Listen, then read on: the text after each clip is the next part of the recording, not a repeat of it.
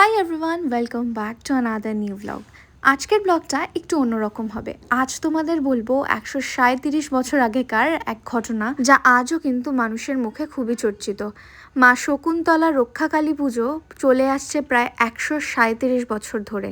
কথিত আছে 1890 সালে এই কোন্নগরে এক ভয়াবহ প্লেগ মহামারীর আবির্ভাব হয়েছিল, যার জন্য প্রচুর মানুষ মারা যাচ্ছিল। তখনই চক্রবর্তী পরিবার থেকে এই মায়ের আরাধনা শুরু করা হয়।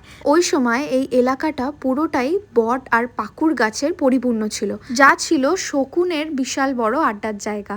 এই প্রতিমাটি যেখানে স্থাপন করা হয় সেইখানে এই পাখিদের বাস ছিল বলেই মায়ের নাম কিন্তু হয় শকুন্তলা। এই প্রতিমার আরও একটি বিশেষত্ব হলো, এই মায়ের মূর্তি যেদিন তৈরি করা হয় সেই দিনই কিন্তু পুজো হয়ে বিসর্জন হয়। এই পুজো হয় বৈশাখ মাসের দ্বিতীয় বা তৃতীয় শনিবারে।